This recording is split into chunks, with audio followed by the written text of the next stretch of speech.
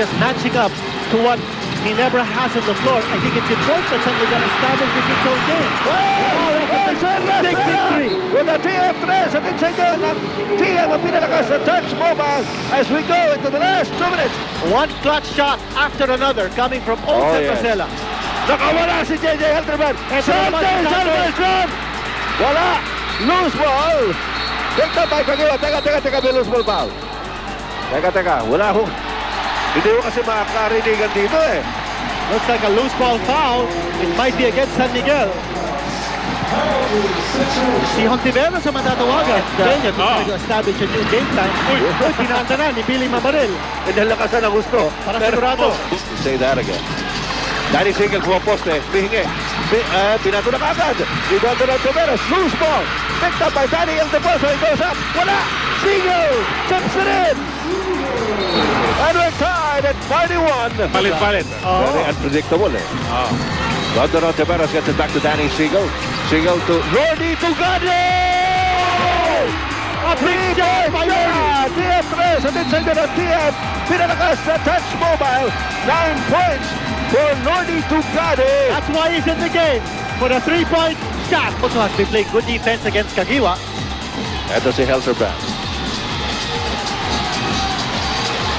Helterbrand against Rosella.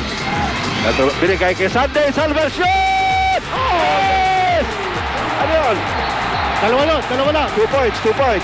So tabla tayo. Salvacion has been on fire sa ating second half. He's got 18 points. Matindi ito si Sunday Salvacion. Ano ha? At hindi lang yun, he's being set up. His teammates are looking for him. They're looking to execute. And Sunday is delivering. Pinas, pasunod kay Tondon. Tondon, goes up. Wala. Loose ball. Lordy Tugade! Wala. Loose ball na naman. Rebound trouble. JJ Helterbrand. Outside. Barangay Ginebra. Tawag ni referee Herrera. And Olsen Rosella is trying to... Ano yun? Tumawag ng timeout. 16.9 seconds to go. Olsen Rosella is trying to question the call. And, well, referee Herrera has made his decision. Meron tayong timeout. Let's go back to ABC 5. The style of Team Cone, no? Which is really on his own, no? And the staff is just supporting, no? While the other one, they have actually 2 coaches doing the job. Eto, merong gagawing situational substitution si Coach Chot Reyes, ano?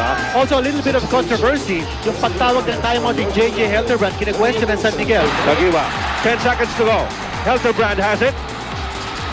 Ito na si Helterbrand. One-on-one against Wilson! May foul!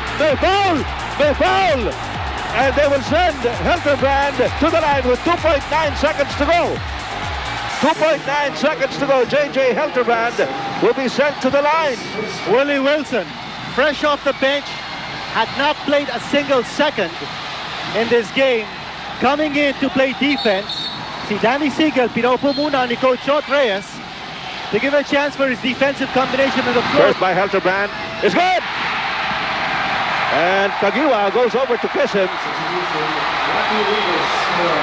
Was that JJ's, nakita mo ba yun? Hindi ko masyado napansin eh. Ayun. Yun ang wife ni JJ, si Charlotte. And she's very, very quiet. She's praying that JJ makes another free throw. And it makes 2. JJ Helterbrand gives Barangay Ginebra a 2-point lead with a shade under 3 seconds remaining in the game. We have a timeout. The play of Chong Mochico were simplistic. This one will have to have more options, no? Because they don't have the time anymore, no? A lot of three-point shooters on the floor, however. He needs to pass the ball. Ayun, si Lordy Tugade! Wala!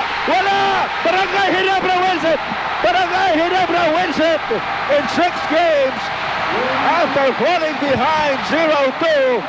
Ang Barangay Ginebra wins 4 straight. Only the 5th team in PBA history to come back from a 0-2 deficit. At kahit dito sa game na ito, Kinito and Tommy, ay Very dramatic ending. Alam mo, partner, yung defense ang pinakita ng Ginebra, ang key doon, hindi yung last shot ni Tugade. The fact that Olsen Rosella had a difficult time inbounding the ball. Yes. That kind of defense of Barangay Ginebra spelled the difference. Kaya nung nakahawak ng bola, si Lodi Tugade deep in the far corner to take the 3-point shot. Haras na sila eh. Lahat ng options sila nawala, no? So yun lang ang nabuksan, which is the left side. They covered the pass to the middle, which is the better option. But I'd like to find out from you two, no? For most of the game, San Miguel was leading. They led by as many as 16 points. How did Barangay Ginebra manage to come back? I thought a lot of it was because of their tough defense. Yung kanilang full court press, created turnovers para sa kanila. Tapos yung energy level